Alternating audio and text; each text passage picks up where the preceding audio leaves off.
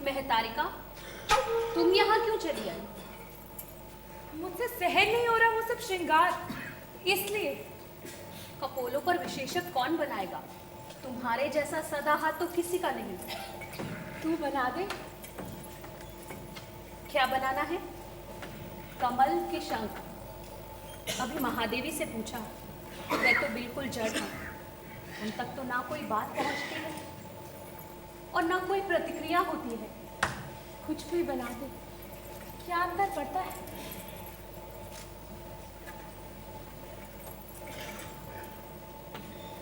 अभी मैंने महामात्र, राजपुरोहित और महाबलाधिपति को भीतर आते हुए देखा। तुम महाराज को ध्यान से हटा लो ना। जिस मनस्थिति में वे हैं, उसमें इन लोगों से सामना नहीं होना चाहिए। कोई कुछ नहीं कर सकता बाबली। अगर किसी के बस में होता तो ऐसी अनहोनी होती ही क्यों? एक बात पूछो। क्या? तुम तो महादेवी को बचपन से जानती हो ना? हाँ। तो क्या ये बात सच है कि महादेवी ब्याह से पहले किसी की वार करता? हाँ। कौन थे वे? उन्हीं के जैसे एक दरिद्र युवक, नाम था प्रत्योष। लेकिन सुना है अब वो दरिद्र नहीं रहे।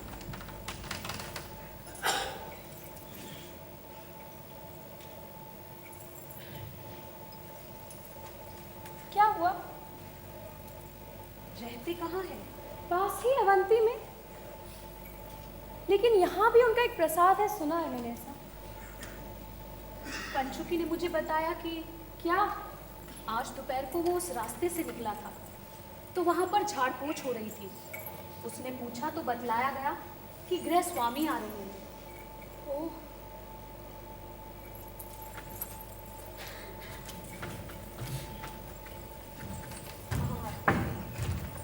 तारिका। श्रीमान। महाराज उद्यान में है। उनकी तबीयत कैसी है अब? सारी रात सोए नहीं, चिंता से टहलते रहे। कल से अन्न का एक दाना मुंह में नहीं गया है उनके। महादेवी? 6 रातों की तरह कल रात भी उनकी आंख नहीं लगी। शैया पर करवटें बदलती रही। उन्हें तैयार किया गया? जी हाँ श्रीमान, अनुलेपन और स्नान हो चुका है। श्रृंगार चल रहा है। क्या पहनाया जा रहा है? वही जो आपकी आज्ञा थी। जयमाला गूंथी जा चुकी है? जी हाँ महोदय।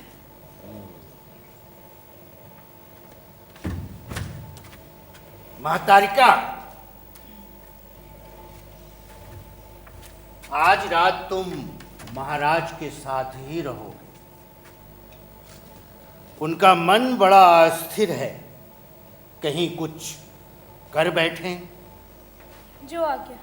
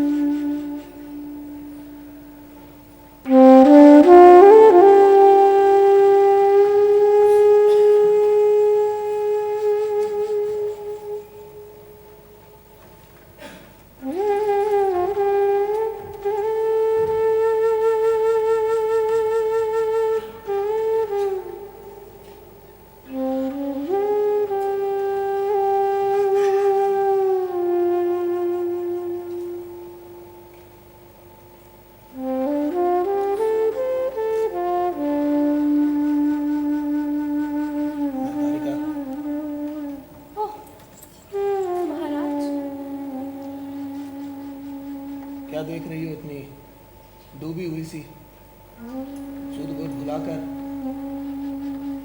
कुछ हमें भी बताओ। देख रही थी नीचे मंडप की। कैसा बना है? बहुत कल्पनाशील।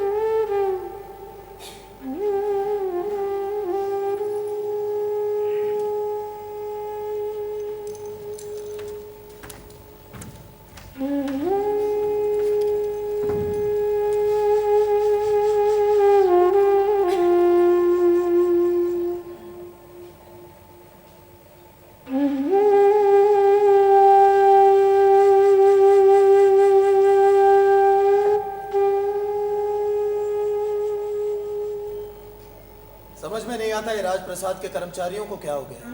क्या कोई त्रुटि हुई है महाराज? अभी उद्यान में देखा कि वापिका के ऊपरी किनारों पर काई जमी हुई है, अनेकानेक क्यारियों में जल नहीं दिया गया। और अब यहाँ देख रहा हूँ कि मदिरा में मक्षिका है और चषक पे धूल की तह जमी है। क्षमा करें महाराज, मैं अभी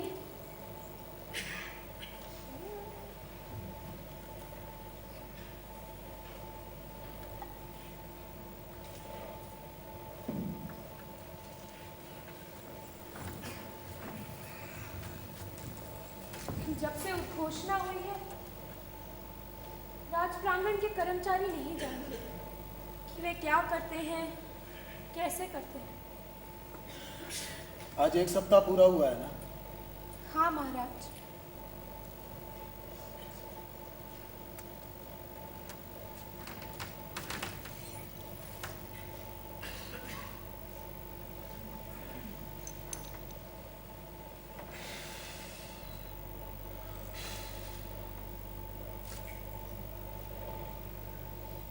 आज 7वां दिन है ना?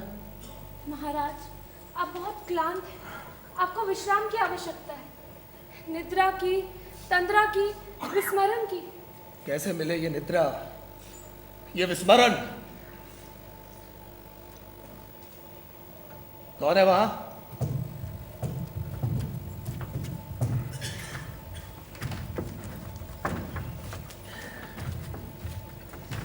ओ, तो आप लोग हैं वो काक की स्वामी भक्त त्रिमूर्ति। कहिए, अब क्या आज्ञा है?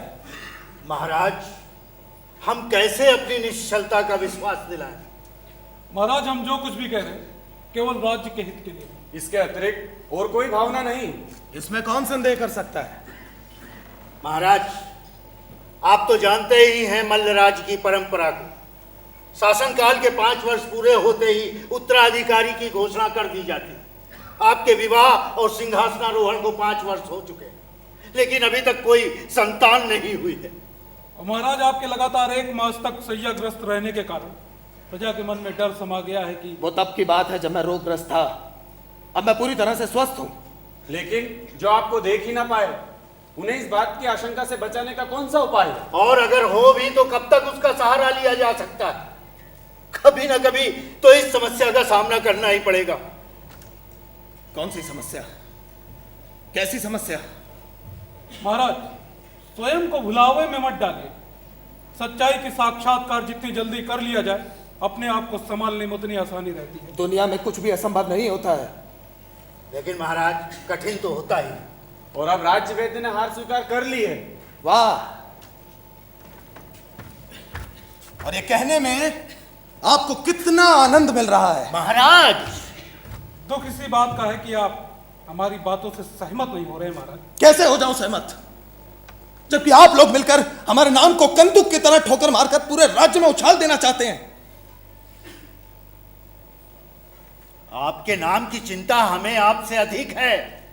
क्या यह योजना इस राजवंश को बनाए रखने के लिए ही नहीं की गई है? लेकिन कैसा है यह बनाने का ढंग? इसका रूप क्या होगा? हे प्रभु, संसार की सारी ग्लानि क्या मेरे ही भाग्य में आनी थी? आप इस बात को लेकर व्यर्थ ही इतना उलझ रहे हैं। जिसकी आंखें नहीं होती, अगर उसे कोई अंधा कहते तो क्या उसका अपमान हो जाता है? लांछन तो उस पर लगना चाहिए जो लांछन लगाता हो। हाँ, ऐसी कमी के लिए किसी व्यक्ति पर दोषारोपण करना कहां तक उचित है? इस पर उसका कोई न्याय नहीं है, उचित तक कहां से हो गया? लेकिन ये ऐसी कमी नहीं है जो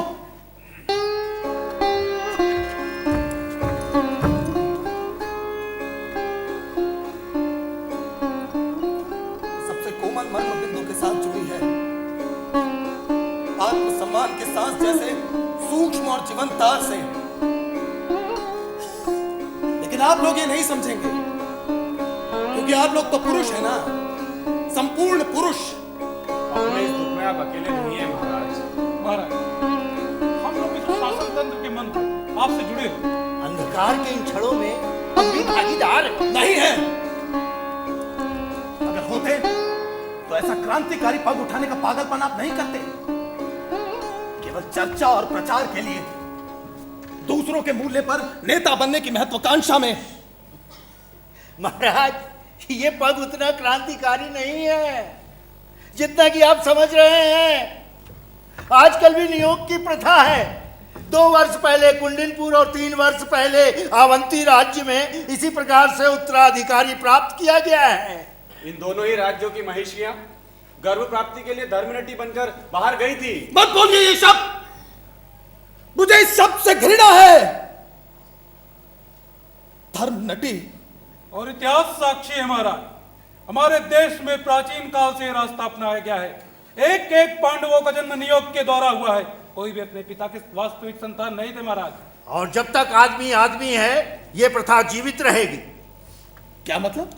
क्या प्रमाण है महाराज कि हम जो चारों यहाँ पर खड़े हैं अपने अपने पिता की वास्तविक संतान हैं? हाँ? हो सकता है मेरा वास्तविक पिता वो शिक्षक हो जो मेरी माँ को संस्कृत पढ़ाने आया करता था।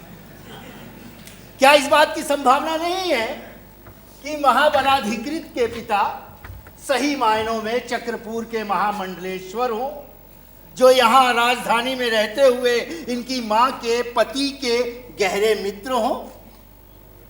क्या इस बात से इनकार किया जा सकता है कि राजपुरोहित की माँ शादी से पहले आवेग के बेहद उन्मादी क्षणों में अपने प्रेमी के आगे आत्मसमर्पण कर दिया हो? महाराज, नियोग के कारण दूसरे हो सकते, नियोग का रूप दूसरा हो सकता है। कहीं पर ये चोरी छुपे और कहीं धूमधाम से मनाया जाता है। लेकिन मुझे ये किसी भी प्रकार स्वीकार नहीं है। मैं नहीं चाहता कि मेरा वंश एक लज्जाजनक उदाहरण बने। आज से सैकड़ों वर्ष बाद लोग इस घिनौने आनंद के साथ इस बात को दोहराएं कि मल्ल राज्य का शासक हुक्का। महाराज, इसमें इच्छा यानी अनिच्छा कहां से आती है? अगुंतर निकाय में सीधा सा प्रश्न पूछा गया है कि राजा का राजा कौन, और उत्तर भी उसी में है, उसी में धर्म। अपने धर्म की शिक्षा क्या मुझे आपसे लेनी होगी? मत भूलिए कि राज्याभिषेक के समय आपने ऐत्रेय ब्राह्मण की कौन सी शपथ ली थी? कि जिस रात को मेरा जन्म हुआ और जिस रात को मेरी मृत्यु होगी, उसके बीच के मेरी धन संपत्ति यश आयु सब नष्ट हो जाए अगर मैं प्रजा से द्रोह करूं तो। लेकिन मैंने प्रजा के साथ कौन सा द्रोह किया? महाराज, आप अपने धर्म का पालन नहीं कर रहे हैं, अपने संज्ञा को सार्थक नहीं बनाना चाहते। राजा वो है जो प्रजा का रंजन करे। पर आप लोग ये सुक्तियां मुझे क्यों सुना रहे हैं? और राजा की परिभाषा क्या होती है ये मैं भी अच्छी तरह से जानता हूं। महाराज, आप जानते हैं तो फिर वैसा आचरण क्यों नहीं करते? महाराज, प्रजा को एक उत्तराधिकारी क्यों नहीं देना चाहते? पर अभी ऐसा कौन सा घनघोर संकट आ रहा है जो आप लोग लगातार एक ही बात की रट लगाए हुए हैं? इसका मतलब ये हुआ कि आप गुप्तचरों की बातों पर भी ध्यान नहीं दे रहे। क्या मैंने आपकी सेवा में सूचना नहीं पहुंचाई थी? ईश्वर केतु और ईश्वर वल्लभ राज्य के शासकों ने आपस में षड्यंत्र किया है कि मल्ल राज्य पर आक्रमण कर दे और हमारी सारी धन संपत्ति लूट ले। पर वो तब की बात है जब मैं रोगग्रस्त था। अब मैं पूरी तरह से पर ठीक हूं। राजधानी के बाहर कितने लोग समझते हैं कि आप अब रोग मुक्त हैं? मल्लराज के कोने कोने से गुप्तचर ये सूचना भेज रहे हैं कि मल्लराज के शासक उकाक का देहांत हो गया और उनके स्थान पे महाबलाधिकृत राजपुरोहित और धर्म महामात्य शासन चला रहे हैं। महाराज, मान लीजिए कि जानबूझकर या अनजाने में ये दोनों पड़ोसी राज्य अगर हम पे आक्रमण कर देंगे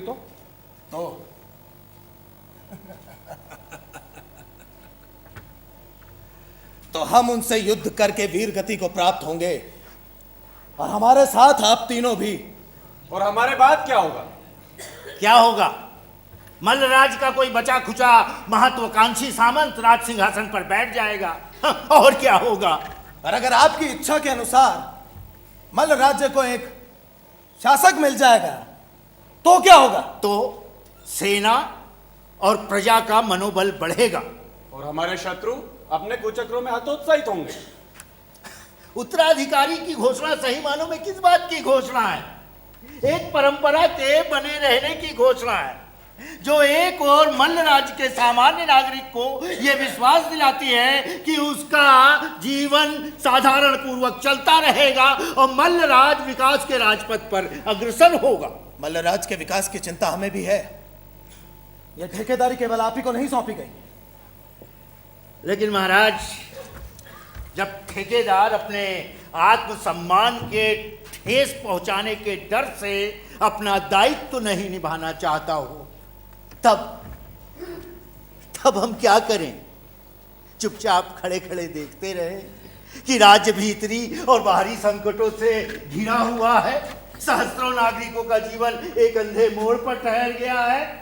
पूरे का पूरा राज्य, सारी व्यवस्था, अनेकानेक पीढ़ियों का संघर्ष सिर्फ एक पुरुष के डर के अपवाद से। महामात्य! अमात्य परिषद को सुविनीत नाम से पुकारा जाता है और मुझे लगता है कि वास्तव में उसकी संज्ञा दुर्विनीत होनी चाहिए थी। महाराज, ये केवल आपकी ही प्रतिक्रिया नहीं है। प्रियदर्शी अशोक को भी ऐसा ही लगा होगा जब वो बौद्ध संघ को इच्छा अनुसार धन नहीं दे सके थे। महाक्षत्रप रुद्रदामा ने भी यही सोचा होगा जब वो सुदर्शन सरोवर के ब्रह्म संस्कार के लिए मनमानी राशि पानी में नहीं फेंक सके थे। श्रावस्ती के नरेश को भी ऐसा ही प्रतीत हुआ होगा जब उन्होंने चाहा था कि स्पष्ट रूप से क्यों नहीं कहते कि आप अपनी और अमात्य परिषद की शक्ति का प्रदर्शन करना चाहते हैं? मुझे एक उदाहरण बनाकर स्वयं एक उदाहरण बनना चाहते हैं, जैसे अजात शत्रु के महामंत्री वर्षकार, उद्यान के महामंत्री योगंधरायण और चंद्रगुप्त के महामंत्री चाणक्य। सूर्य आधा डूब चुका है। सूर्य आधा डूब चुका है। सूर्य आधा डूब महाराज, ये आप जिस मना स्थिति में हैं उसमें ऐसी शंका करना स्वाभाविक है और ऐसा कोई उपाय नहीं है जिससे हम अपनी निश्चलता प्रकट कर सकें। समय हो रहा है महाराज, हमें शीघ्रता करनी चाहिए।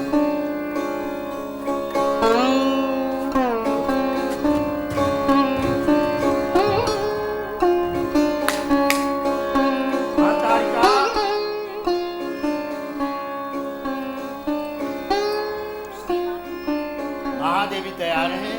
जी हाँ। उनकी सेवा में सूचना दो कि समय हो गया है।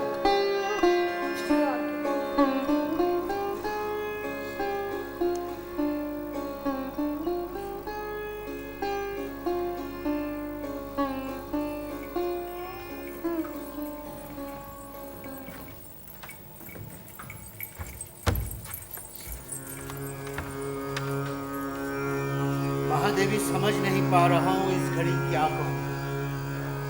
आप समझ रही होंगी स्थिति की अनिवार्यता, समझ रही होंगी हमारी विवशता को।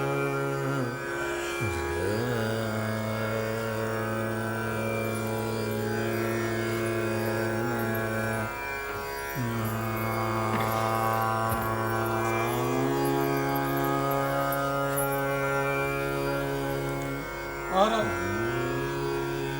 महाराज, राज महिषी को जयमाला दे महाराज।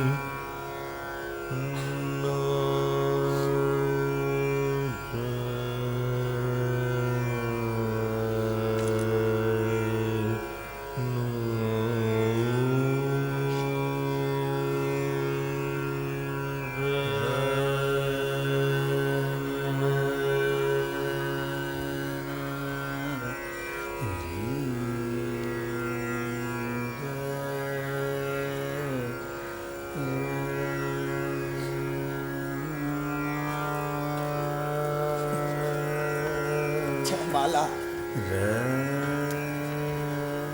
महाराज, अब मैं जो कहूं उसको दोहराइए। कहिए, मैं मल्लराज का शासक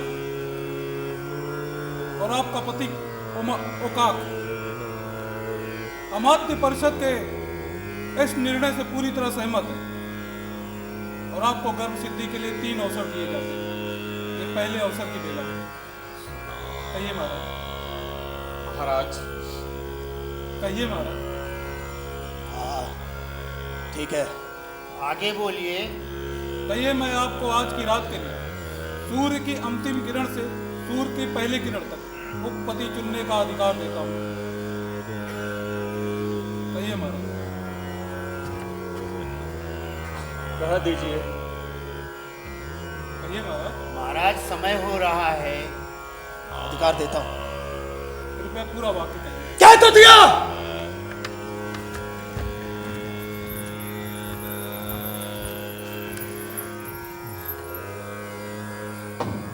आप तीनों घड़ी भर के लिए जी महाराज।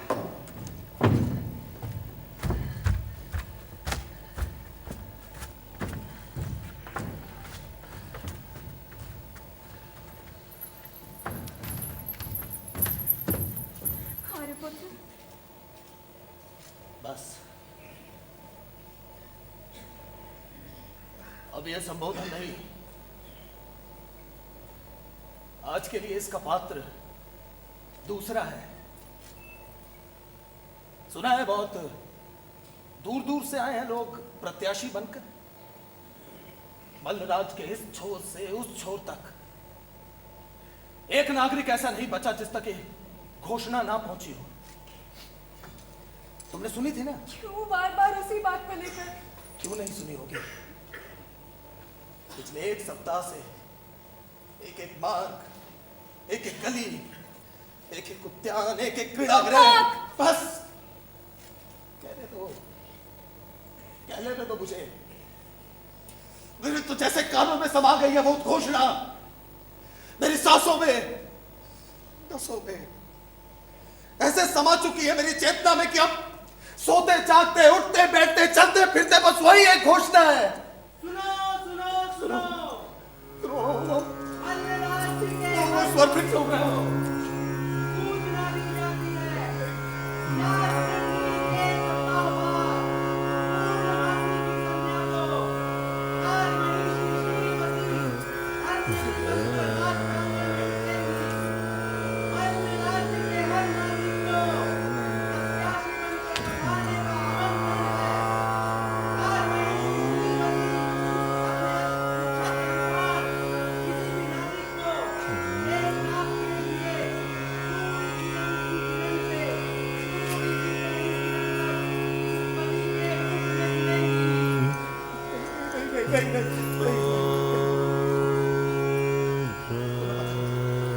तुम्हें पता है आलेख किसने तैयार किया है?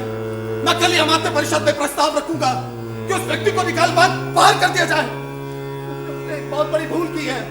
अपनी इच्छा अनुसार किसी भी व्यक्ति, किसी भी नागरिक को नहीं।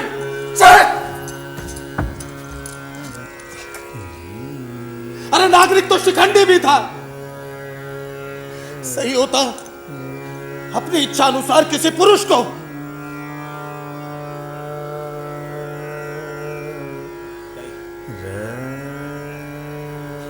पुरुष तो मैं भी हूं। सही होगा संपूर्ण पुरुष, पुंसत्व वाला पुरुष। संभालो ये परीक्षा की घड़ी है। हाँ, मेरी परीक्षा की, मेरी सहन शक्ति की, मेरे आत्मसम्मान की। इसमें अकेले नहीं हो, मैं भी तुम्हारे साथ हूँ। हाँ, तभी तो एक सप्ताह से तुम्हारे दर्शन भी नहीं हुए, ठीक उस दिन से जिस दिन से ये घोषणा प्रारंभ हुई है। मैं तुम्हारे सामने कैसे आ सकती थी? मुझे अपने आप को तैयार करना था, सारे संस्कारों के जाल छिन्न भिन्न करके, मूल्यों और मर्यादाओं को तोड़कर, अपना पूरा मनोबल इकट्ठा करके मुझे आज की इस घड़ी तक पहुंचना था। इसके लिए दूरी आवश्यक थी, अनिवार्य थी। तो अब तुम तैयार हो? किसके लिए? धर्म नटी, अपने धर्म के पालन के लिए।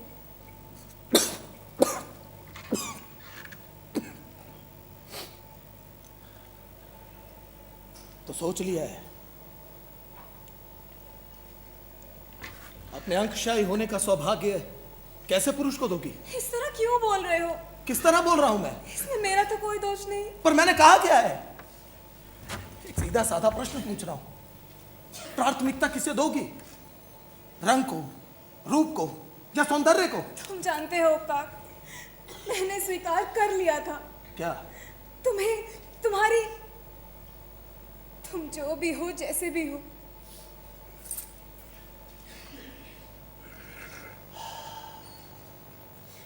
धन्यवाद।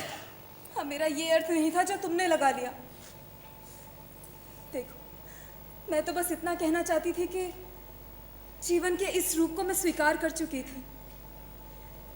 आज की रात हम दोनों एक ही संग्राम के योद्धा हैं, बस हमारा क्षेत्र अलग है, चुनौती अलग है। नहीं, दोनों में बहुत अंतर है। नहीं, तुम यहाँ सारी रात जागोगे और मैं वहां सारी रात जागूंगी। वही अपमान, लज्जा और ग्लानि, वही चिंता, घुटन और घबराहट। घबराहट? क्यों? घबराहट क्यों? किस तरह बोल रहे हो? जानते नहीं अंतःपुर की मुझ जैसी स्त्री के लिए क्या विशेषण दे रहे हैं तुम्हारे कविजन? सूर्य स्पर्श, सूर्य की किरणों ने भी जिसका स्पर्श नहीं किया हो, वही स्त्री हाथों में जयमाल लिए राज प्रांगण में उतरेगी, सहस्रों दृष्टियों का केंद्र बनी और एक रात के लिए किसी भी पुरुष के साथ चली जाएगी जिसे उसने कभी नहीं देखा, जिसके संबंध में वो कुछ भी नहीं जानती, और अपना शरीर समर्पित कर देगी, अपना रूप, अपना यौवन हमारे। श्रीमती, तुम्हारे कुमारे पे मुझे भी उतना ही दुख है जितना तुम्हें है। ओहो, मैं क्या करूं, कहाँ जाऊं? हर बात का वही अर्थ क्यों लगा लेते हो जो मेरा विपरीत नहीं है? होता, मैंने तुम्हें अपने उस पड़ोसी दंपत्ति के बारे में बताया था ना। उनकी आयु ढल चुकी थी, संबंधों के उस रूप में अब शरीर नहीं आता था, लेकिन वो संतुष्ट थे, सुखी थे।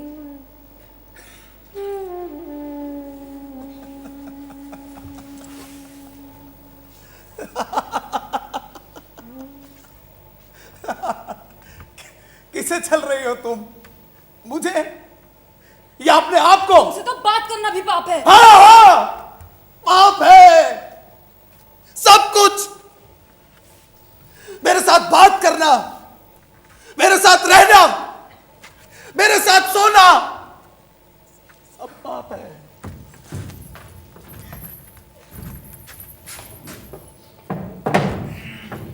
तुम्हें संभालूं या अपने आप को? महादेवी, समझ में नहीं आता क्या करूं क्या ना करूं। महादेवी, आप महाराज की चिंता छोड़ दीजिए। वे कुछ समझना नहीं चाहते, इसीलिए उनका कोई कुछ नहीं कर सकता, चाहे तब भी नहीं। और मेरे लिए कोई क्या कर सकता है? महादेवी, सोचती हूँ और कांप कांप उठती हूँ। एक अनजाना भवन, उस भवन का शयन कक्ष, उस शयन कक्ष की शैया, उस शैया पर वेश्याओं के मनोबल की जितनी सराहना की जाए कम है। ये आप क्या कह रही हैं महादेवी? बिल्कुल पहली ही भेंट और उसी में सबसे आत्मीय संबंध, भग्नता की अंतिम सीमा, विकटता का अंतिम सोपान। महादेवी, स्थिति का सामना आपके लिए बिल्कुल सरल हो जाएगा यदि आप अपने लक्ष्य पर ध्यान दें। जैसे अर्जुन ने दिया था, उसे मछली की सिर्फ बाईं आंख ही दिखाई दे रही थी। बस आप भी अपने लक्ष्य पर ध्यान दें। मैं समझी नहीं। नारित्व की सार्थकता किसमें है? क्या कभी आपको अपनी ये कमी नहीं कर सकती? क्या आपके मन में कभी ये नहीं इच्छा जागती कि आपके कक्ष में एक शिशु किलकारी मारता हुआ दौड़े और अपनी तोतली बोली से आपको पुकारे, जिसे सुनकर आपकी चेतना का तार तार झंकृत हो उठे? वो संबोधन जिसे कहे तो कह सकते हैं अब तक की सभी मानवीय सभ्यता और संस्कृति का बीज है। महामात्य। धृष्टता क्षमा महादेवी, आप भावना के दोनों छोरों पर अकेली खड़ी। एक कमी को तो अब नहीं भरा जा सकता, लेकिन जहां तक दूसरी कमी का प्रश्न है, आपको तो धृष्टता क्षमा, आपको संतुष्ट होना चाहिए कि संयोग से आपके सामने एक ऐसा रास्ता खुल गया है जिसमें मर्यादा को भंग किए बिना ही आपको संतान जैसी निधि प्राप्त हो सकती है। लेकिन फिर भी ये बहुत कठिन है कि महादेवी, यूं सोचिए कि सिर्फ एक रात का प्रश्न है। सूर्यास्त के साथ जा रही हैं और सूर्योदय के साथ वापस लौट आएंगी। एक स्त्री की दृष्टि से आप नहीं देख पा रहे हैं, बिल्कुल अजनबी पुरुष के साथ। स्वीकार करता हूं आपका ये उद्वेलन, लेकिन आप कुछ क्षणों के लिए अपने आप को भूल जाएं, पलकें मूंद लें, कान बंद कर लें, पांचों इंद्रियों को अचेतन करके निर्जीव बना लें और मन की आंखों से केवल अपने लक्ष्य पर ध्यान दें। महादेवी, केवल अपने लक्ष्य पर।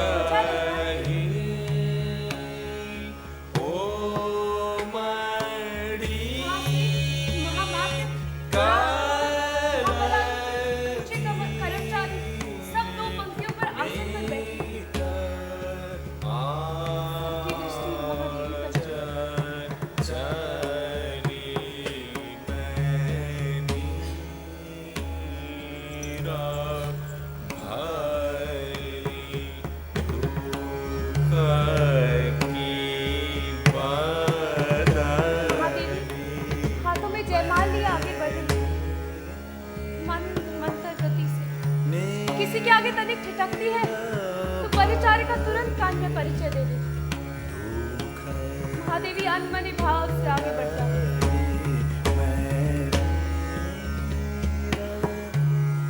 महादेवी बोल गई,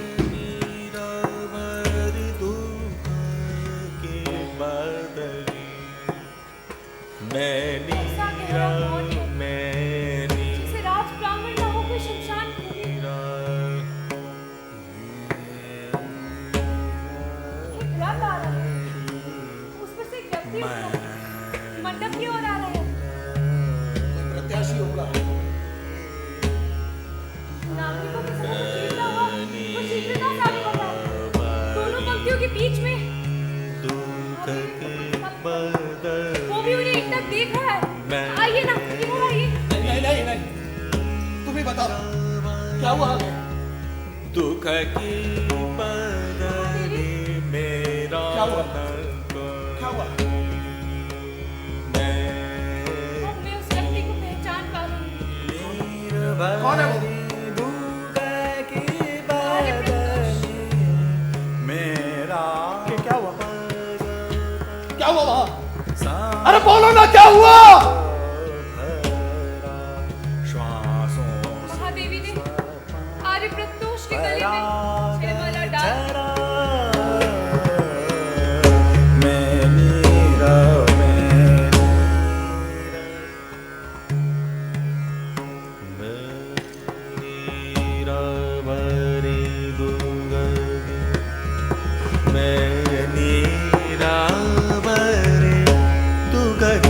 बदली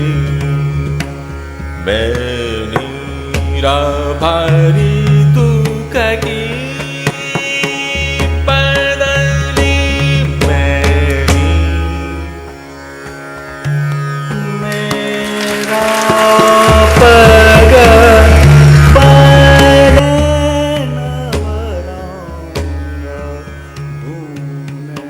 महाराज, कुछ ग्रहण कर लीजिए। शरीर का पालन तो करना ही होता है।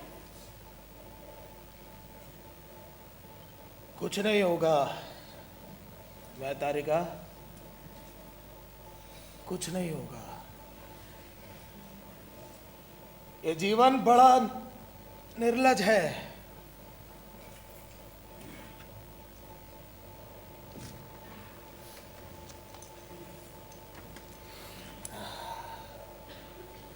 होने से पहले आदमी कितना सोचता है, कितना तड़पता है। ये ऐसा क्यों होगा, ऐसा कैसे होगा, मैं सह नहीं पाऊंगा, मैं टूट जाऊंगा, चूर चूर हो जाऊंगा। और फिर उठ खड़ा होता है चाबी लगे खिलौने के समान।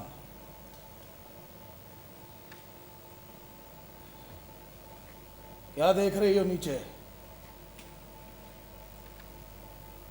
खाली मंडप, लुढ़के हुए मंगल कलश, सब कुछ मौन, स्तब्ध। उत्सव के बाद का सूनापन है।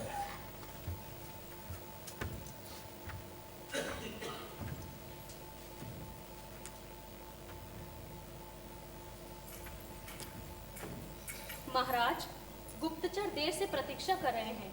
क्या उन्हें अंदर आने की आज्ञा मिलेगी? हाँ, आज की रात कुछ नहीं,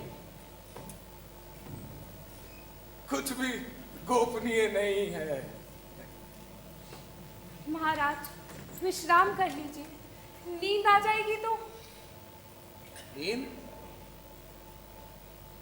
आज की रात तो मुझे मृत्यु भी नहीं आएगी।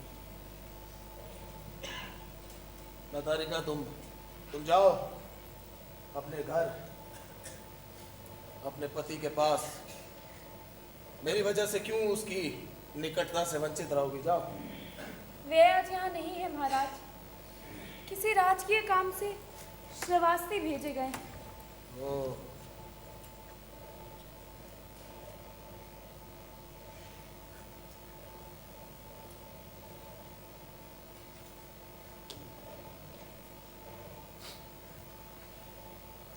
अगर होते तो क्या आज की रात?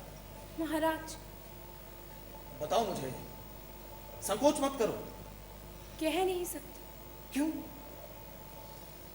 मेरा मतलब है कुछ निश्चित नहीं रहता। क्यों? कई बातों पर निर्भर करता है। जैसे? मेरी या उनकी मनःस्थिति, कार्य की अधिकता या कमी, थकान। और?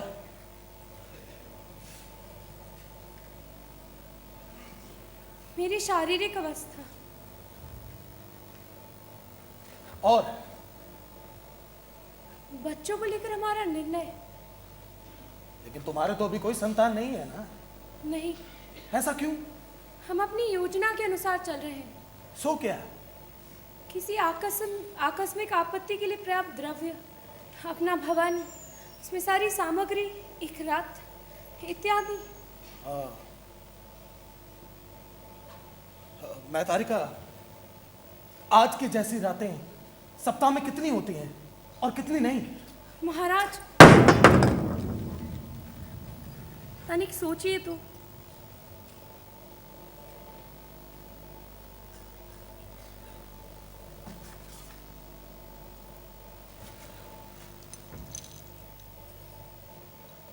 जानता हूं मैं तारिका, ये सब तुम्हारी व्यक्तिगत बातें हैं और मेरा तुमसे कुछ भी पूछना अनुचित है। लेकिन तुम नहीं जानती, ये सब जानने के लिए मेरा मन कितना आकुल रहता है। मेरा कोई मित्र नहीं है, कोई अंतरंग नहीं है। मैं किसी के अनुभवों से लाभ नहीं उठा सकता हूं। ये राज सिंहासन एक अदृश्य दीवार है जिसे लांघ कर मैं उस ओर जा सकता हूं, ना कोई उस ओर से इस ओर आ सकता है। मैं किसी को अपने भेदों का भागीदार नहीं बना सकता, किसी से अपना दुख नहीं बांट सकता हूं मैं।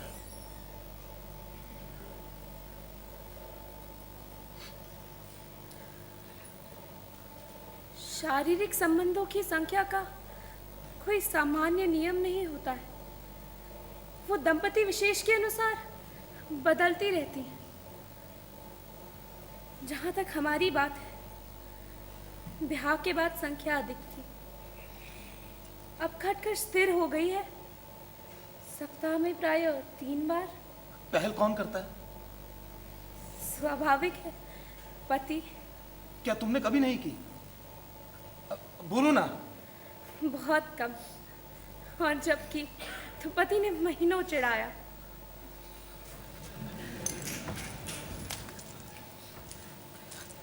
मैं तारिका, पति और पत्नी के बीच का यह संबंध तुम्हें कुछ विशेष लगता है? निकटता की अंतिम सीमा है महाराज। क्या ब्याह की पहली रात को? हाँ, लेकिन ये कुछ दिनों का ही त्योहार रहता है।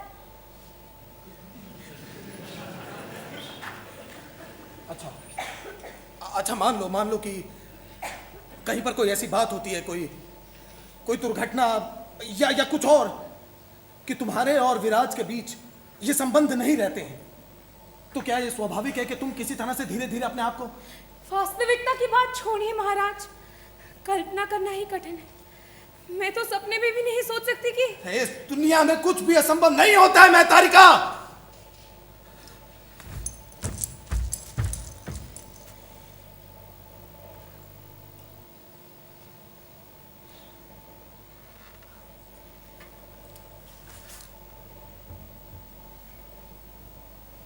मेरी बातों का कुछ और अर्थ मत लगाना।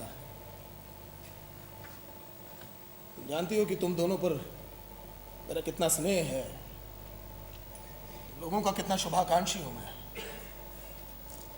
जानती हूँ महाराज, कृतज्ञ हूँ उसके लिए। मैं भी आपको ठेस नहीं पहुँचाना चाहती थी। मेरा मतलब है, ये सब इतना स्वाभाविक है, दिनचर्या का एक सहज अंग है कि एकाएक ऐसी कोई बात सोचकर उसकी प्रतिक्रिया की कल्पना करना ही कठिन है। ये कैसी ध्वनि है? चक्रवाक पक्षी है महाराज। महादेवी के हाथ से मृणाल का रस नहीं मिला उनका स्वर नहीं सुना, इसलिए व्याकुल है। चारों जागेंगे आज सारी रात। चक्रवाक, कुमुदनी, मैं और चंद्रमा।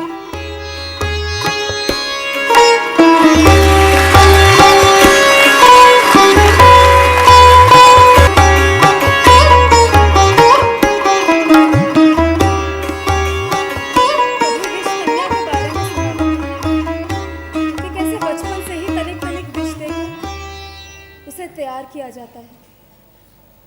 क्या थी मैं?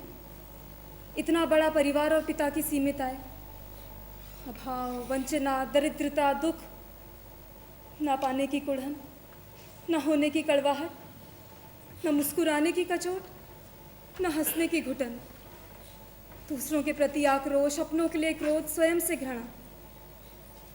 मुझे बिल्कुल प्रारंभ से ही नियमित रूप से ये सब मिल रहा था। अब अगर नए घर में भी मुझे केवल 4 भित्तियां, 1 छत और 2 जून रूखा सूखा मिलता, तो क्या मेरी प्रवृत्ति का विषैलापन अपना प्रभाव नहीं दिखलाता? तो राजमहल में आकर ये विष सब उड़ गया धीरे धीरे, कपूर की तरह। इतनी सुख सुविधाएं, वैभव और ऐसी सत्ता मेरे झुलसते मन प्राण पर चंदन गंध के समान छाता गया। सब कुछ यहाँ इच्छाओं का अंत था, लेकिन साधनों का नहीं। यहाँ अभिलाषाओं की सीमा थी, लेकिन संपत्ति की नहीं। क्या ब्याह के पहले मालूम था कि तुम्हारे पति? नहीं। क्या मालूम होता तो निर्णय में परिवर्तन की कोई संभावना थी? ओहो, छोड़ो ना प्रतोष। जो बीत गया उसे लेकर उलझने से क्या लाभ? कुछ अपने बारे में बतलाओ। सुना है बहुत ही संपन्न व्यापारी हो गए हो। तुम्हारे ब्याह के बाद जाना कि कहीं कोई आस्था नहीं है, कोई विश्वास नहीं है, कोई मूल्य, कोई सिद्धांत नहीं है। बस है तो वो केवल मुद्रा, व्यक्तिगत सुख की खोज।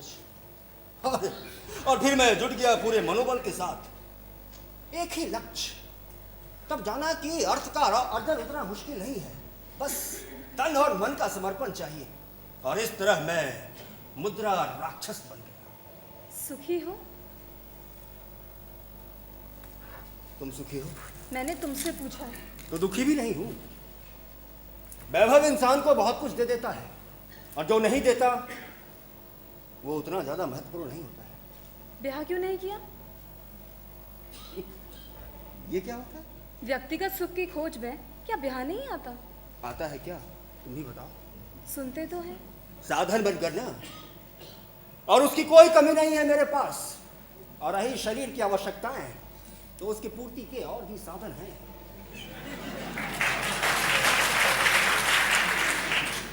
ये मैं अपनी बात कह रहा हूं। मेरी क्यों नहीं?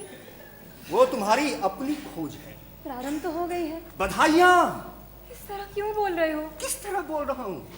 मुझे लगता था कि तुम संतुष्ट होगे किससे? जो कुछ हो रहा है उससे। देखो, ब्याह के बाद भी मुझे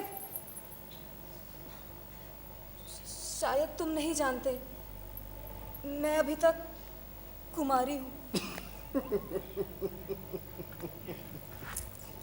तो तुम क्या समझती हो कि तुम्हारे कौमार्य में अभी तक मेरी कोई रुचि है? मैं तुम्हारी अपराधिनी हूं। क्या इसका ये एक प्रतिकार नहीं हो सकता? हो सकता है, लेकिन एक उससे भी अच्छा उपाय है। सो क्या? तुम यहाँ जैसे आए हो बिल्कुल वैसे ही चले जाओ। अर्थात? मैं तुम्हारा स्पर्श तक न करूं। नहीं, तुम मेरे साथ ऐसा नहीं कर सकते। तुम मुझे इतना कठोर दंड नहीं दे सकते। तुम नहीं जानते मैंने कितनी यातना सही है।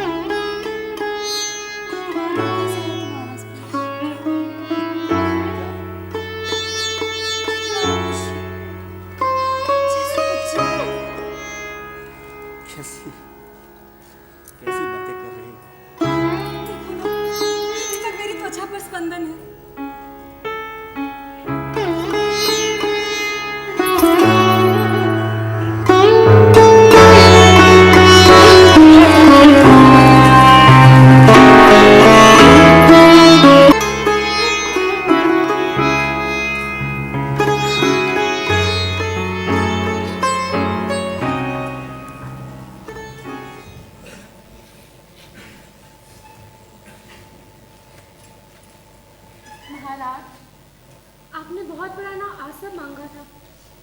हाँ,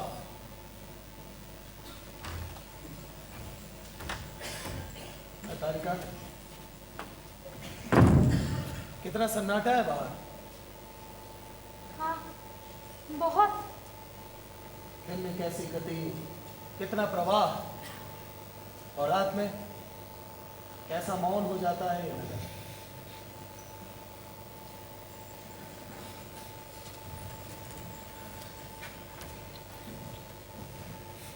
सो जाता है महत्वाकांक्षाएं, सपने, संघर्ष और अंधी दौड़।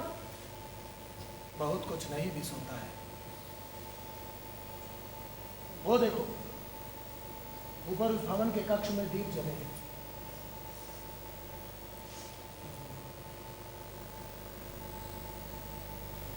हाल ही में 2 अभियोग आए थे न्यायालय में।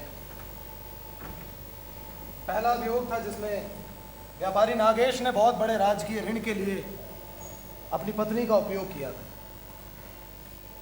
अभियोग अनुदान आयोग के अध्यक्ष पर था, निगरानी समिति की ओर से। तुमने सुना था ना? हाँ महाराज। और दूसरा अभियोग एक गायक की पत्नी की ओर से था। वो अपने वैवाहिक बंधन से छुटकारा पाना चाहती थी। उसका कहना था कि धनी नागरिक उद्दालक की पत्नी के साथ उसके पति के अनैतिक संबंध है। बाद में पता चला कि वास्तव में उद्दालक की सारी संपत्ति उसकी पत्नी की थी और वो उसके संकेतों पर चलता था।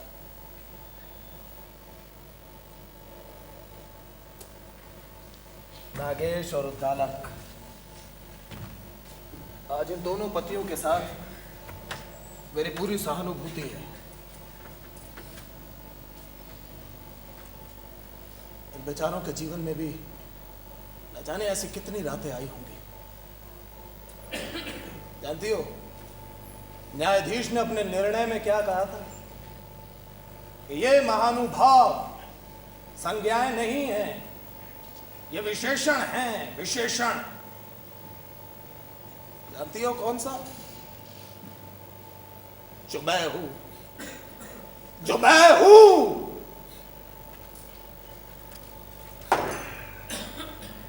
बेकार हुआ था मेरा नामकरण संस्कार, बेकार है मेरे नाम की राजमुद्रा, बेकार होते मेरे हस्ताक्षर शिलालेखों पर, ताम्रपट्टों पर, राजादेशों पर। संज्ञा नहीं हूं मैं, विशेषण हूं, विशेषण। महाराज, कैसे आपका ध्यान बटे? वीणा बजाऊं, नाचूं, गाऊं?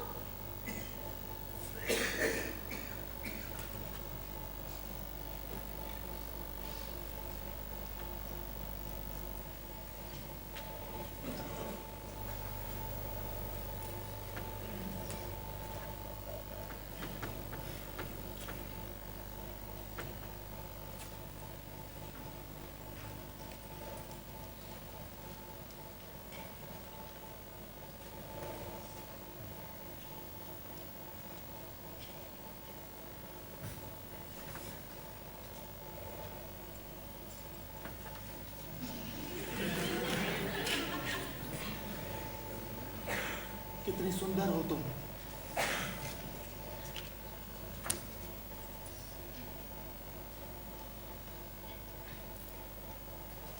ये मद है, ये रसीले होंठ,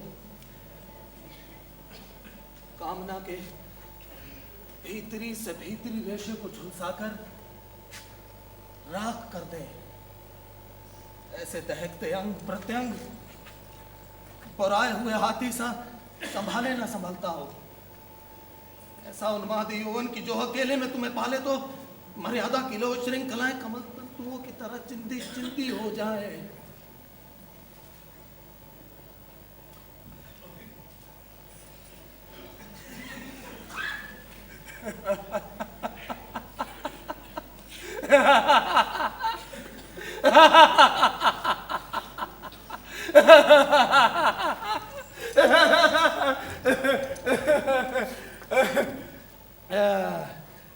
लेकिन तुम्हारा पति निश्चिंत है, क्योंकि तुम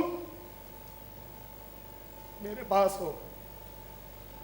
इस धरती की किसी युवती को मुझसे कोई डर नहीं है।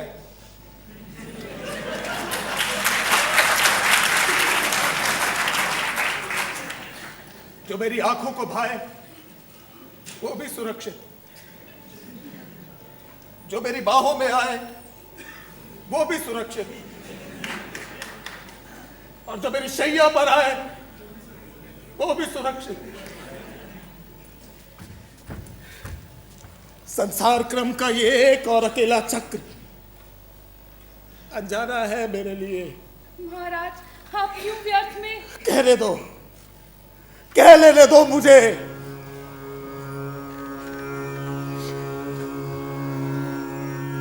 गुरुकुल में था और अमात्य परिषद मेरे नाम पर शासन चला रही थी। वयस्क होते ही राजधानी बुलाया गया। राज्याभिषेक, ब्याह की तैयारियां। तभी ज्योतिषी ने मुझे बतलाया कि मेरे ग्रह बहुत प्रबल हैं और किसी भी राजदुहिता की कुंडली मुझसे नहीं मिल रही है, और जिससे मिल रही है वो एक दरिद्र घर की कन्या है। क्या निश्चित हो गया, तैयारियां होने लगी। वो दिन करीब आने लगा। तब मैं और नहीं छिपा सका। मैंने राज्यवैद्य से कहा कि मैं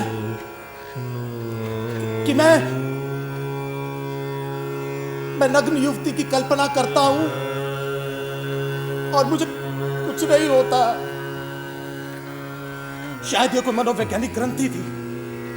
राजवैद्य ने कहा कि आपके हर रोग का निदान ब्याह है। पत्नी से अच्छा उपचार आपके लिए दूसरा कोई हो ही नहीं सकता। आत्मविश्वास मिलेगा, और जब शैया पर पहुंचेंगे वो घड़ी आएगी तब कामना की पूरी ऊष्मा के साथ नारित्व पुरुषत्व का आह्वान करेगी, और उस मनोवैज्ञानिक क्षण में अपने आप ही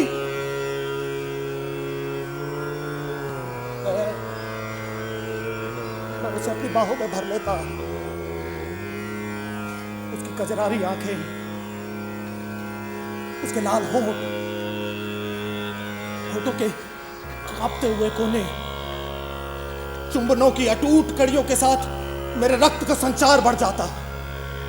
मैं कांपती हुई उंगलियों के साथ उसके वक्ष से अंशु हटाता। सांसों की तेज गति के साथ उसका नीवी बंधन खोलता। उसका युवा शरीर, उसका नग्न शरीर, चुंबनों की ताप से मैं उसके उभारों को चूमता। मेरी धड़कनें तेज हो जाती, मेरी सांसें धोखनी की तरह चलने लगती, मेरे माथे पर श्वेत बिंदु छलछलाते, मेरी एक एक नस खिंचकर टूटने को हो आती कि अब आगे क्या होता है इसके बाद। मैं बार बार पूछता अपने शरीर से कि इसके बाद क्या होता है। मेरे रुधिर की गर्मी से, मेरी नसों के जाल से, मेरे यौवन से, मेरे पुरुषत्व से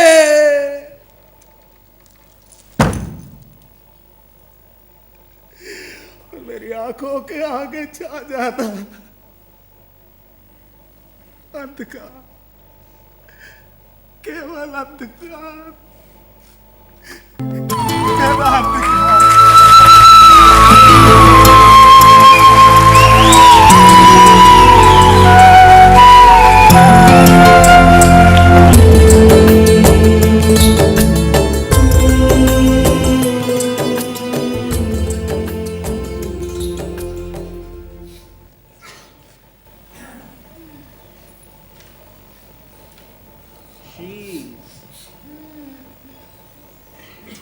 कुछ बोलो ना, चुप क्यों हो?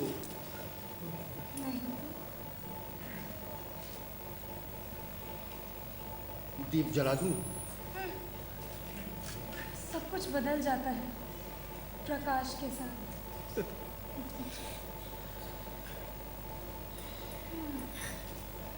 आधी रात बीत चुकी है। कैसे कठोर वचन बोल रहे हो? क्यों? कहो कि आधी रात और बची है।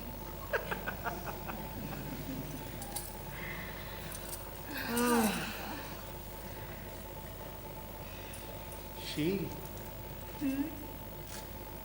नींद आ रही है क्या?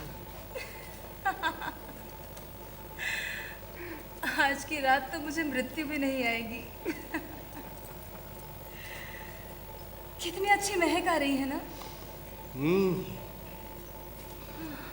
ये कुमुदनी फुलाई है। पूरे चांद की रात है ना?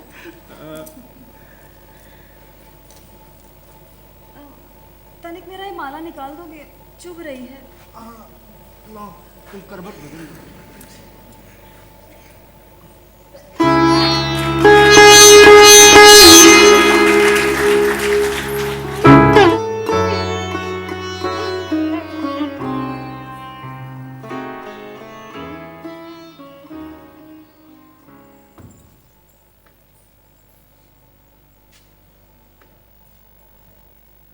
बधाई हो महाराज। उजाला, उन्मुख, आलोक।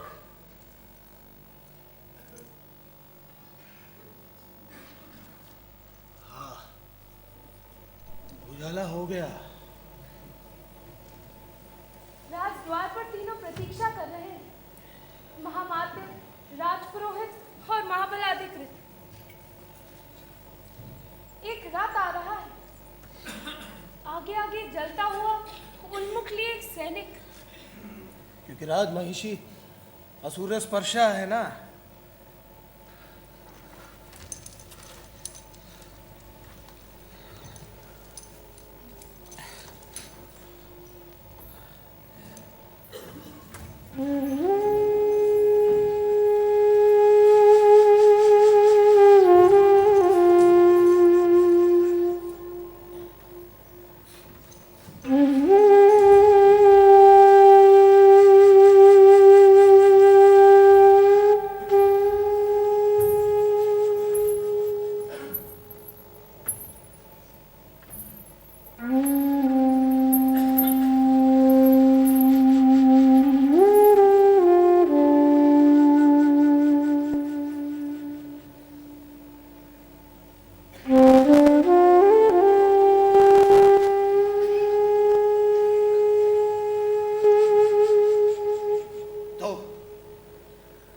कैसी बीती रात? पता ही नहीं चला कि कब भोर हो गई। और तुम्हारी? ये शयन कक्ष साक्षी है। ये क्या हालत बना रखी है तुमने अपनी? अस्त-व्यस्त देश, जगह के भग्नावशेष।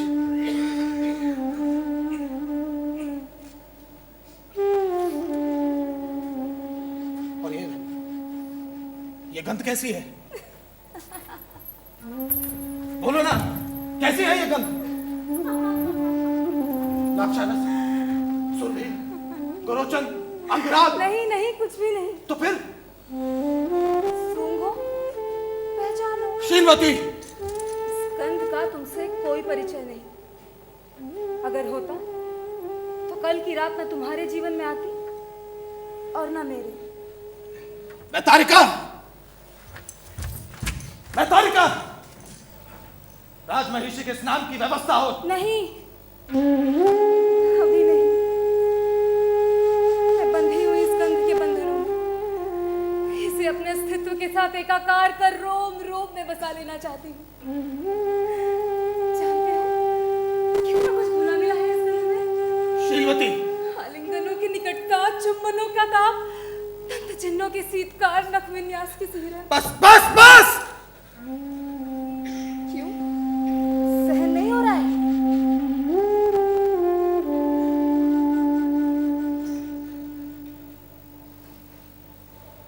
तो राजधानी में है अभी भी तुम्हारे उपपति? है, और अभी रहेंगे कुछ समय तक। क्या मतलब? रात मैंने एक ओर बहुत कुछ पाया, तो दूसरी ओर ये भी जाना है कि अब तक कितना कितना कुछ खोया है। खोने में से पाने का संतोष, पाने में से खोने का आक्रोश। कितना सुख दे सकता है ये शरीर, लेकिन मैंने नहीं जाना। वर्ष पर वर्ष बीतते गए, मेरे दिन की दिनचर्या कभी नहीं बदली, क्योंकि रात की आप बीती नहीं बदली। मुझे बलात् सारी रात किसी ने नहीं जगाया। जब दो शरीर पास आते हैं तो सम्मिलन का व्यक्तिगत इतिहास बनता है। ये साझेदारी मेरे जीवन में कभी नहीं आई।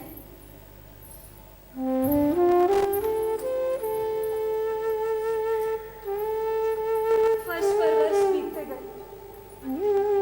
ग्रीष्म आया तो देह पर चंदन पोत लिए, वर्षा आई तो श्वेत वस्त्र पहन लिए, शरद आया तो कानों में नील कमल, शिशिर आया तो मोटा कुपारसा। लेकिन ऋतुओं का ये परिवर्तन क्या केवल इतना ही होता है? इसका कुछ प्रभाव शयन कक्ष के ऊपर नहीं पड़ता? मैं नहीं जानता। क्या ये पति पत्नी की रातों को नहीं छूता? मैं नहीं जानता। मैं नहीं जानता। उस व्यक्तिगत इतिहास को बोलो, बोलो ना। मैं नहीं जानता। तुम चाहो तो भी नहीं जान सकते, लेकिन तुम्हारे साथ साथ मैं भी इस जानकारी से वंचित रहूं। क्यों? किस लिए? क्योंकि वैवाहिक बंधन की कुछ मर्यादा भी होती है। निभाई है मैंने, और 5 वर्ष तक मर्यादा निभाने में इतना संतोष नहीं मिला जितनी तृप्ति से एक रात में मिली है। बोलो, किसे मानूं, किसे दूं महत्व?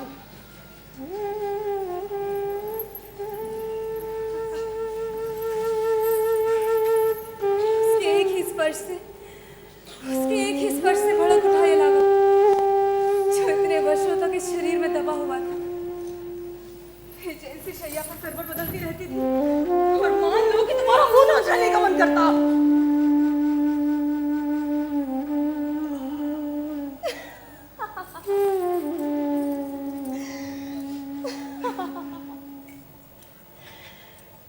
बहुत अनुभवी है प्रतोष, जानता है कि कब कहाँ कैसे और क्या करना चाहिए। शीलवती, क्या करूं?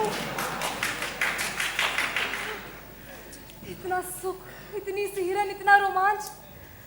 कल रात कितनी बड़ी क्रांति आई है मेरे जीवन में। मेरे तन मन का इतिहास ही बदल गया। महाराज, महामात्र, राजपुरोहित और महाबलाधिकृत पधारे हैं।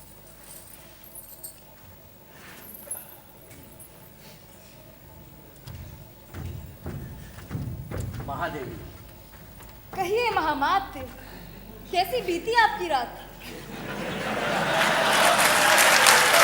महादेवी, लग जाइए मत, बताइए, लग जाइए मत। आपकी पत्नी के चेहरे पर तो अब भी यौवन की चाह है। महादेवी, आप अवश्य कुछ गंभीर रहते हैं, लेकिन शयन कक्ष में प्रवेश करते ही बदल जाते होंगे। क्यों? शीलवती, बताइए। महादेवी, मर्यादा का उल्लंघन मत कीजिए। कितना सीमित है आप लोगों का शब्द भंडार। बार बार वही घिसे हुए सिक्के। राजपुरोहित विदुर, इसीलिए उनसे कुछ भी कहना व्यर्थ है। वैसे हाल में ही एक चंचल मैना मेरे कानों में कुछ कह गई थी कि अपनी एक दासी से इनके कुछ धार्मिक संबंध हैं। महादेवी, आप मुझ पर लांछन लगा रही हैं, ये धर्म के विरुद्ध है। बहुत लज्जा की बात है, आपको शोभा नहीं देती। यौवन को क्या शोभा देता है महाबलाधिकृत? आप भी तो अभी युवा हैं, शक्तिशाली सेनानी हैं। तो बताइए, कैसा रहा रात का संग्राम? महादेवी, स्टील का कुछ तो विचार कीजिए। क्या है श्रीमान, पूरे 5 वर्ष तक। और मेरे ये समझ नहीं आता कि आप लोग स्थिति को दो टोक स्वीकार क्यों नहीं कर लेते? अरे, मैंने ऐसी कौन सी अनहोनी बात कह दी जो आप लोगों के चेहरे उतर आए? महादेवी, इस संसार में आचरण के भी कुछ नियम है। दो व्यक्तियों के बीच मर्यादा की एक सीमा होती है, जिसका उल्लंघन किसी भी दृष्टि से। इन खोखले शब्दों का जादू टूट चुका है अब। मर्यादा, धर्म, शील, वैवाहिक बंधन, मिथ्या, सब आडंबर, सब पुस्तकीय। लेकिन मुझे पुस्तक नहीं जीना। मुझे जीवन जीना है। क्या जीवन और पुस्तक का इतना गहरा विरोध होता है? कई ऐसे सौभाग्यशाली हैं जिनका नहीं होता। लेकिन मेरी ओर देखिए, मैं एक विहता स्त्री हूं जिसने 5 वर्षों तक ये नहीं जाना कि पुरुष के स्पर्श में वो कौन सा सम्मोहन है जो क्या नेक परामर्श दिया था आपने मुझे कल, मछली की दाई आंख के उदाहरण के साथ। तनिक उसे दोहराइए। राजमहिषी की आज्ञा है कि आप उसे दोहराएं। मैंने कहा था कि आप अपने लक्ष्य पर ध्यान दीजिए। जब आप अपनी पत्नी के साथ सोते हैं शीलवती, तो क्या सोचते हैं उन क्षणों में? अमात्य परिषद के चुनाव, राजकोष की कमी, सीमाओं की सुरक्षा। और आपकी पत्नी क्या सोचती है? अभोग मुद्रा और दुधिया दांत। कितने मूर्ख हैं आप, महामूर्ख, मूर्खों के सम्राट। शयन कक्ष की यही समझ है आपको? अगर ये उद्देश्य किसी नारी का हो भी, तब भी उस शैया पर कौन सी बातें हैं जो मन में आती हैं? उन क्षणों में कहाँ होता है ध्यान? सारे शरीर में दौड़ती बिजली की तरंग जैसी तृप्ति के साथ कौन सी नारी है आपके संसार की जो होने वाली संतान के बारे में सोच पाती हो? नारित्व की सार्थकता मातृत्व में नहीं है महामात्र। है तो केवल पुरुष के साथ संयोग के सुख में। मातृत्व तो केवल एक गौड़ उत्पादन है। जैसे दही से निकलता तो मक्खन है, लेकिन पलचट में थोड़ी सी छाछ बच जाती है। हम सब छाछ हैं, छाछ। मक्खन तो कुछ और था जो जन्मदाताओं के जीवन में रस घोल गया। क्या हो तुम, रात के उसी साझेदारी का प्रतीक? महादेवी, आप थक गई होंगी। अपने आपे में नहीं है। विश्राम करिए महादेवी, आप थोड़ा। सारी रात जागी हूँ सज्जनों, सारा दिन विश्राम नहीं करना है। महाराज, अब हमें आज्ञा दीजिए। हमारी परिषद बड़ी बेचैनी से शुभ समाचार की प्रतीक्षा करेगी महादेवी। पूरा मल्लराज प्रार्थना करेगा कि उसे राज सिंहासन का उत्तराधिकारी मिले। अरे ठहरिए, आप लोगों को शायद अनुभव होगा कि अनिश्चित बहुत बेचैन करता है और प्रतीक्षा बड़ी यातना देती है। आप लोग इस मल्लराज के स्वामी भक्त कर्मचारी कहे जाते हैं, तो आप लोगों को इस तनाव से बचाना मेरा कर्तव्य है। मैं कुछ समझा नहीं महादेवी। अमात्य परिषद का निर्णय था कि वो मुझे 3 अवसर देगी।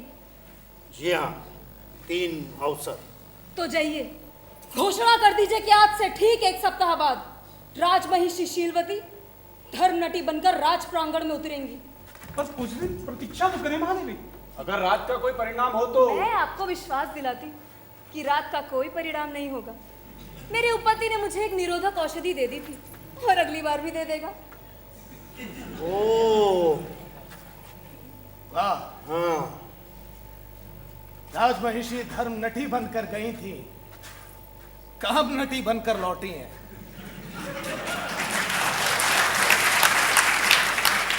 लेकिन ये तो आप लोगों की सरासर चाल है। वैधानिक जाल में से निकलने की वैधानिक चाल।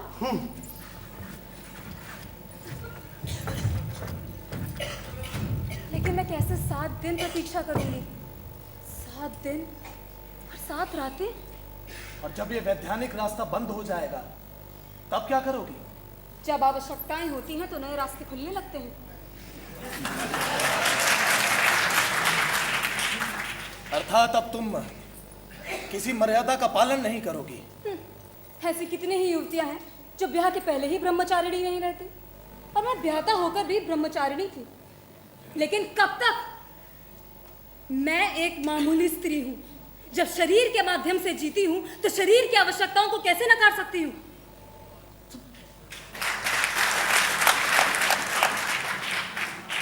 तुम यहां तक जा सकती हो अपने स्वार्थ के लिए?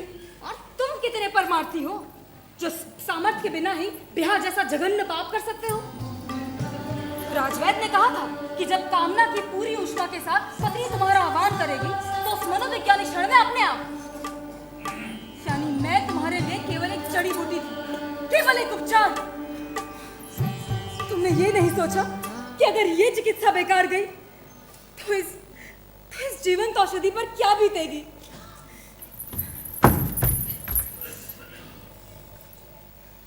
ये शयन कक्ष साक्षी है मेरी पीड़ा का। तुम मेरे शरीर से ताप लेना प्रारंभ करते थे, नग्न नारित्व से अपने पुरुषत्व को जागृत करना चाहते थे, आलिंगनों से, चुंबनों से, स्पर्शों से, नक्श चिन्हों से मेरी पूरी चेतना प्रत्युत्तर देती थी।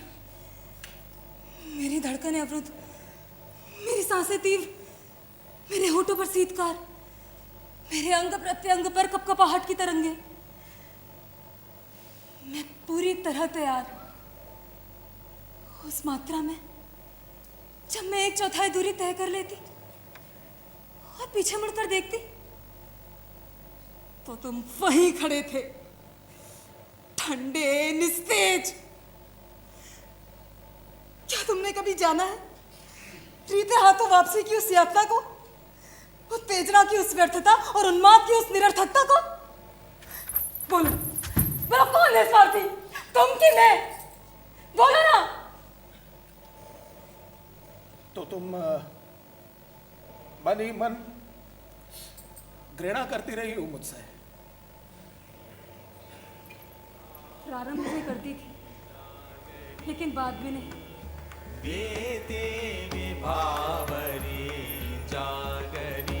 तुम्हारे व्यक्तित्व के और पक्ष जो मुझे कहते हैं, और मेरी पूरी सहानुभूति है तुम्हारे साथ, लेकिन इसका मतलब ये नहीं कि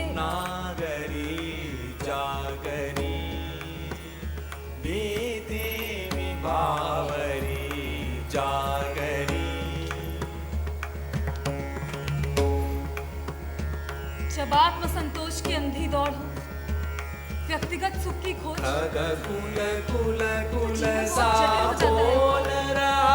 किस लय का अंचल डोल रहा, खग कुल कुल कुल सा बोल रहा, किस लय का अंचल डोल रहा, लो यह लतिका में धरनाई, मधुमुकुल नवल रस गागरी जागरी, वेदे विभावरी जागरी।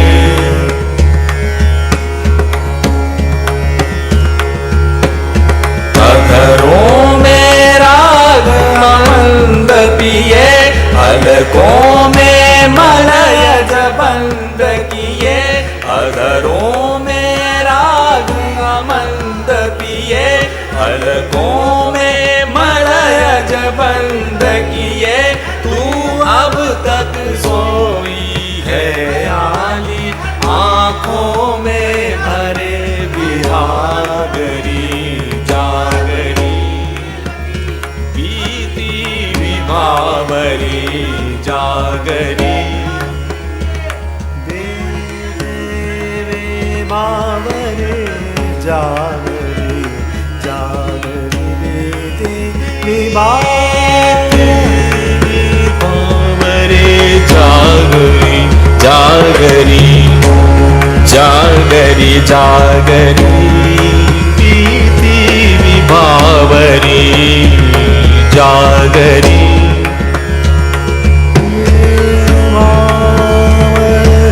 जागरी।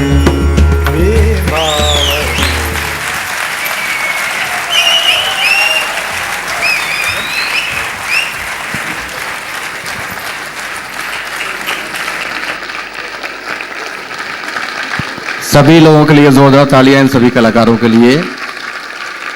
सुरेंद्र वर्मा का लिखा हुआ ये नाटक आपने देखा, सूर्य की अंतिम किरण से सूर्य की पहली किरण तक। निर्देशक राजनारायण दीक्षित मंच पर आ जाएं। इस नाटक के निर्देशक राजनारायण दीक्षित, जिन्होंने ये लाइट डिजाइन भी की। जोरदार तालियां राजनारायण के लिए।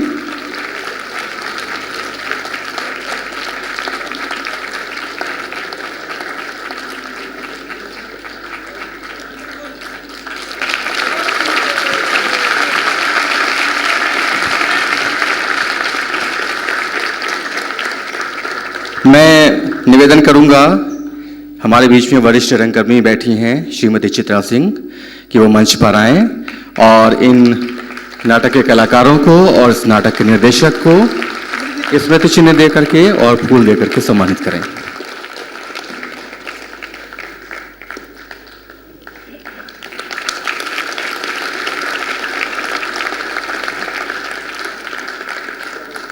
सभी कलाकारों के परिचय आप।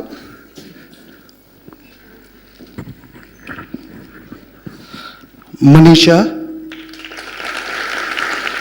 प्रतिहारी थी और स्टेज मैनेजर इस प्रोडक्शन की यही थी। समर प्रताप,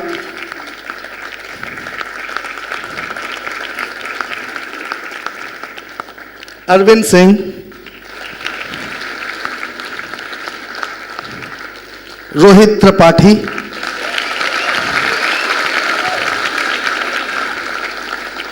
जतिन सरना,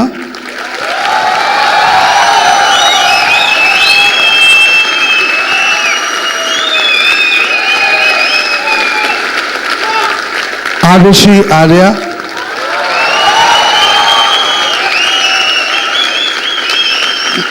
नीलेश दीपक,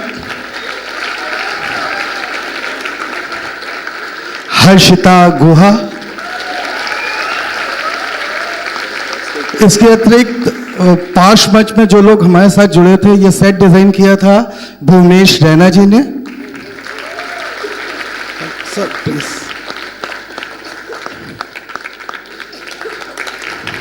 कॉस्ट्यूम मोतीलाल खरे जी ने की थी।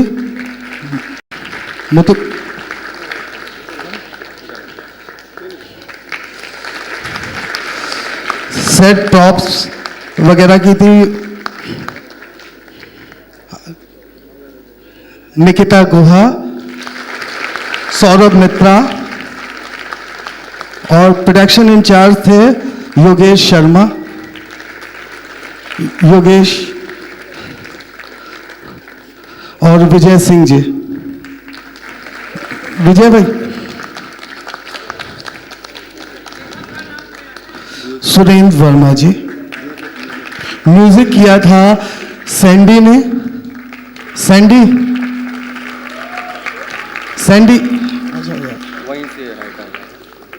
धन्यवाद। बहुत बहुत धन्यवाद चित्रा जी आपका, और आप सभी दर्शकों का खास तौर से धन्यवाद कि आप लोग इतनी बड़ी संख्या में यहाँ पर पधारे। कल की शाम आप देख सकेंगे नाटक स्वप्न वासव दत्ता रामजी वाली के निर्देशन में। शाम 6:30 बजे आप लोग आइए और